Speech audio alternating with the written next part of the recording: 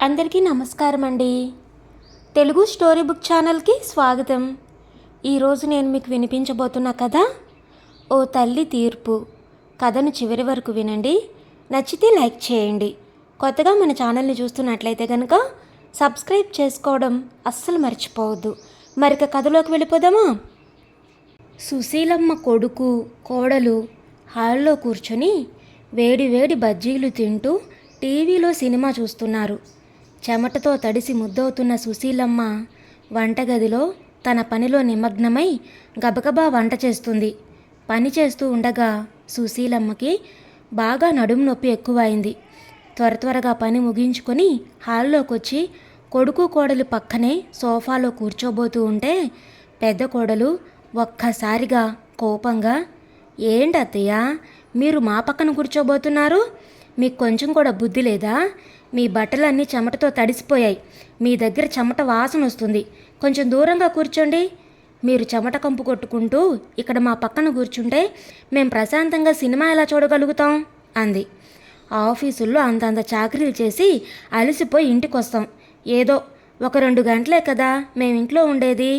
ఆ 2-3 గంటలు కూడా మమ్మల్ని ప్రశాంతంగా ఉండనివ్వరా? మీ పని అయిపోగానే నేరుగా మీ గదిలోకి వెళ్ళమని ఎన్నిసార్లు చెప్పాను అంది కోడలు. అప్పుడే కొడుకు కళ్ళు పెద్దవి చేస్తూ, ఏంటమ్మా ఇది, ఆఫీసులో అలసిపోయి వచ్చాం, ఎందుకు ఇలా విసిగిస్తున్నావు అన్నాడు. సుశీలమ్మ కన్నీళ్లతో, బాబు, నువ్వు రోజంతా బయటే ఉంటావు. నువ్వు ఇంట్లో ఉండే ఈ కాస్త సమయమైనా కాసేపు నీతో మాట్లాడాలని అనుకుంటున్నాను. సాయంత్రం కాసేపు నీతో మాట్లాడితే నాకు ప్రశాంతంగా ఉంటుంది అనగానే, ఏం మాట్లాడాలమ్మా నువ్వు? మనిద్దరం మాట్లాడుకోవడానికి ఏ విషయాలున్నాయి? నాకెన్ని పనులుంటాయి. మా భార్యాభర్తలిద్దరూ మాట్లాడుకోవడానికే మాకు సమయం ఉండడం లేదు. పిల్లల గురించి పట్టించుకోవాలి. మేమిద్దరం ఆఫీస్ విషయాలు, ఇంటి విషయాలు మాట్లాడుకోవడానికి ఇదే కదా మాకు కుదిరే సమయం. నాకు సమయం ఇవ్వమని నువ్వు అడిగినంత మాత్రాన నేను నీ కోసం సమయాన్ని ఎక్కడి నుంచి తీసుకురాను? నీకు అర్థమైందనుకుంటాను. నువ్వు ప్రశాంతంగా వెళ్ళి నీ గదిలో పడుకో. మాటికి నా పక్కకి రావాల్సిన పనిలేదు అంటూ కొడుకు కోడలు చిరాగ్గా తమ గదుల్లోకి వెళ్ళిపోయారు. కొడుకు కోడలి మాటలు వింటున్న సుశీలమ్మ కళ్ళల్లో నుంచి నీళ్లు రావడం మొదలయ్యాయి. ఈరోజు పిల్లలు పెద్దవాళ్ళై తన తల్లి బట్టల నుంచి దుర్వాసన వస్తుందని చీదరించుకుంటున్నారు. కానీ అదే తల్లి చిన్నప్పుడు ఆ పిల్లల మలమూత్రాదులను సైతం ఎలాంటి చిరాకు లేకుండా చీదరించుకోకుండా శుభ్రం చేసేది.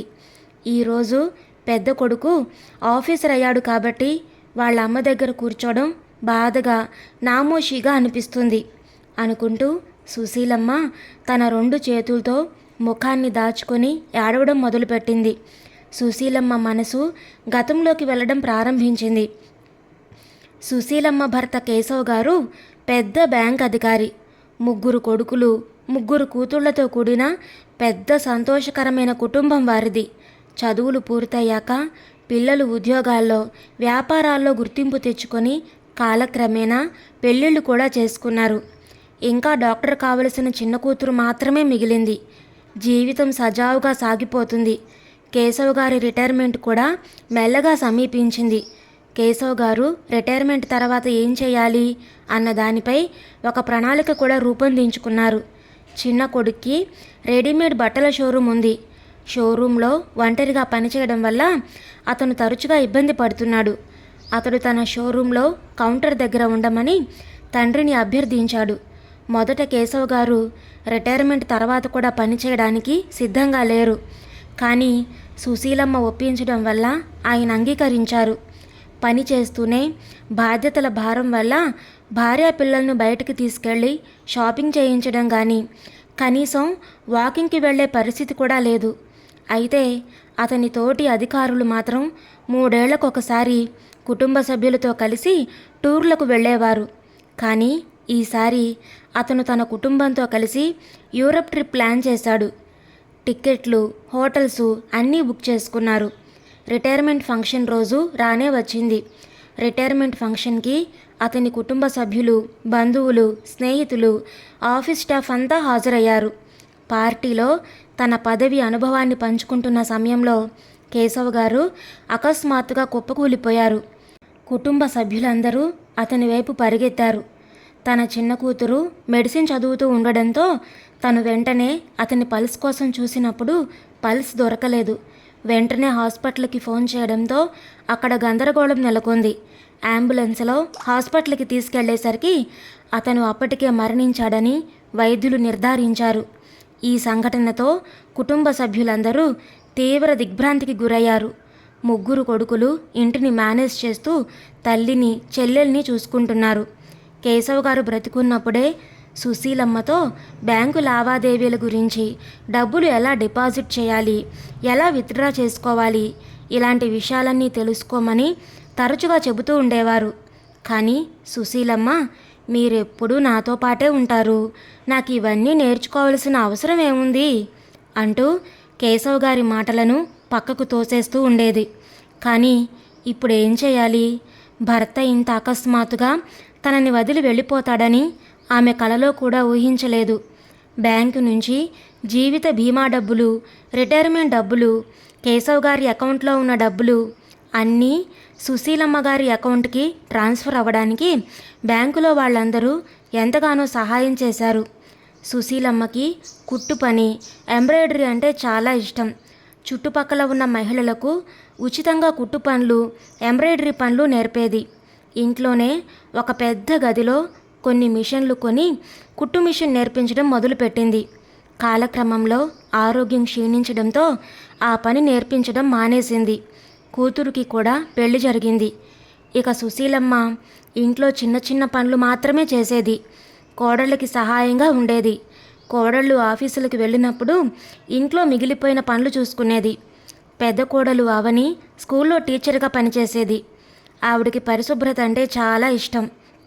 క్రమక్రమంగా సుశీలమ్మ ఉదయాన్నే 4 గంటలకే లేచి ఇల్లంతా నీట్గా శుభ్రం చేసి వంటగదిలోకి వెళ్ళి టీ చేసి కొడుక్కి కోడలికి ఇచ్చేది. ఆ తర్వాత టిఫిన్స్ సిద్ధం చేయాలి. ఆ తర్వాత మనవళ్ళని మనవరాళ్ళని రెడీ చేసి స్కూల్కి పంపించాలి. ఇది ఆవిడ దినచర్యగా మారిపోయింది. ఆ రోజు సుశీలమ్మ ఇంటి పనంతా ముగించుకొని కూర్చున్నప్పుడు ఆమె పక్కింటి సరస్వతమ్మ గారు కాఫీ పొడి అడగడానికి వచ్చింది. కోడలి స్వభావం వల్ల ఆమెకి ఇవ్వాలంటే భయంగా ఉంది. సుశీలమ్మ సరస్వతమ్మ గారితో, నీకేమైనా కావాలంటే మా కోడలున్నప్పుడే తీసుకెళ్ళు, ఇలా నా దగ్గరికి రాకు. ఇలాంటి పనుల వల్ల నాకు నా కోడలికి మధ్యలో చిన్న చిన్న మనస్పర్ధలు వస్తాయి అనగానే సరస్వతమ్మ గారు, ఇంటికి చుట్టాలు వచ్చారు, షాప్కి వెళ్ళి తీసుకురావడానికి ఇంట్లో ఎవరూ లేరు, నేను సాయంత్రానికల్లా తిరిగి చేస్తాను అంటూ తడి కళ్ళతో అడిగారు. సుశీలమ్మ ఆవిడికి టీ పొడి ఇవ్వక తప్పలేదు. అవని స్కూల్ నుంచి రాగానే టీ పొడి డబ్బాలో టీ పొడి తక్కువైనట్టు గుర్తించి సుశీలమ్మను అడిగింది. సుశీలమ్మ జరిగిన విషయం గురించి చెప్పారు. అవని కోపంగా, ఇది ఇల్లా లేక షాపా?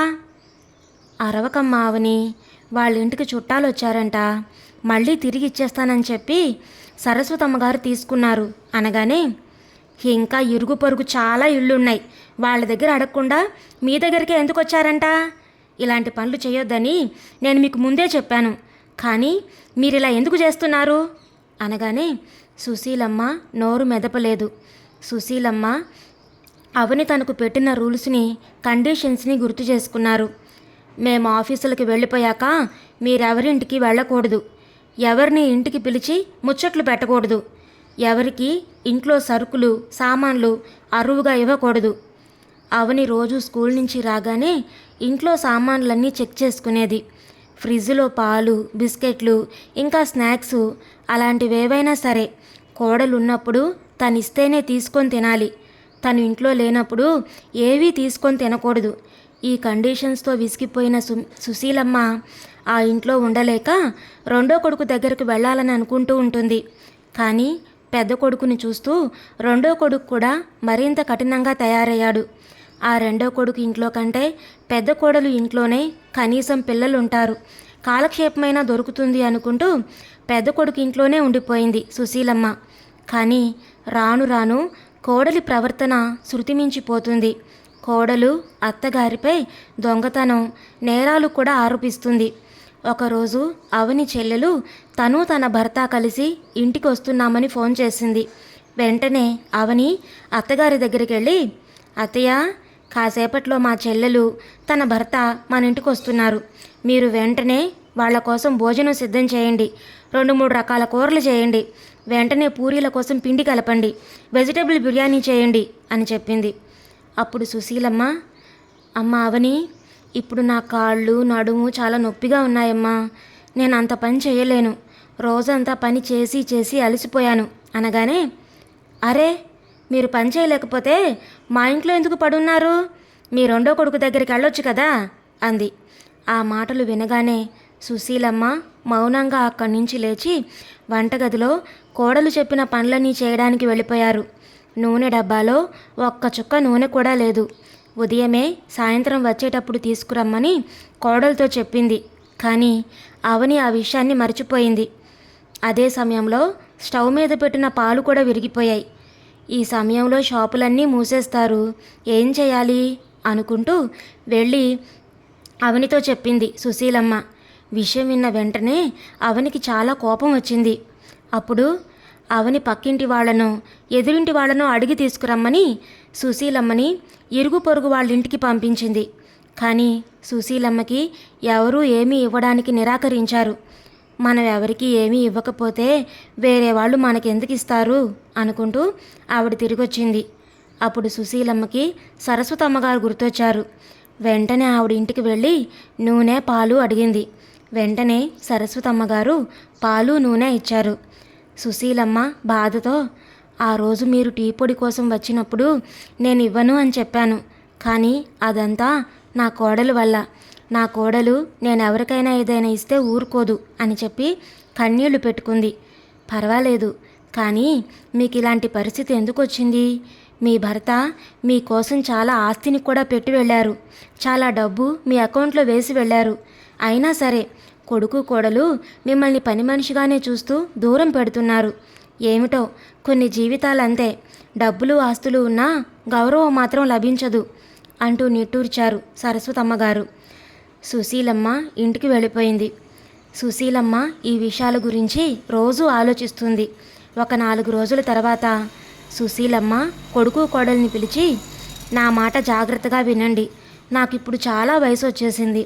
నేను ఎక్కువసేపు నడవలేను. అలాగే ఇంట్లో పనులన్నీ నేను చేయలేను. ఇక నుంచి మీ ఇంటి పనులు మీరే చూసుకోండి. లేదంటే సహాయం చేయడానికి పని మనిషిని పెట్టుకోండి. ఇన్ని రోజులు మీ మాటలన్నీ పడుతూ ఇంట్లో గొడవలు జరగకూడదని మౌనంగా ఉండిపోయాను. కానీ ఇంక నేను భరించలేను. అందుకే నా ఆస్తంతా పేదలకు దానం చేయాలని అనుకుంటున్నాను. నాకు ఏమాత్రం గౌరవం ఇవ్వని మీకు నా ఆస్తిలో భాగం ఇవ్వను. నేను మీకు భారంగా మారను. వృద్ధాశ్రమానికి వెళ్ళిపోతాను. నా దగ్గర ఉన్న బంగారం అంతా పేద పిల్లలకి విరాళంగా ఇస్తాను అని చెబుతున్న తల్లి మాటలు విని 3 కొడుకులు కోడళ్ళు ఆశ్చర్యపోయారు. ఆస్తి బంగారం ఇలా దానం చేస్తానని తల్లి చెబుతున్న మాటలకి కొడుకులు కోడళ్ళు షాక్ అయ్యారు. ఉన్న ఆస్తంతా తల్లి చనిపోయిన తర్వాత తమకే వస్తుందని, 3 భాగాలు తీసుకొని పంచుకోవచ్చు అని కలలు కంటున్న కొడుకులకి గట్టి షాక్ తగిలింది. ఏ కొడుకు ఇప్పటి వరకు సుశీలమ్మ ప్రాముఖ్యతని అర్థం చేసుకోలేదు. ఎవరికి వారు ఇంట్లో పని మనిషిగానే ఆవిడ్ని చూశారు. తల్లి మాటలు వింటున్న కొడుకులు, అమ్మా, 3 కొడుకులు కోడళ్ళు ఉన్నదానివి వృద్ధాశ్రమానికి వెళ్ళాలని అనుకోవడం చాలా బాధాకరం.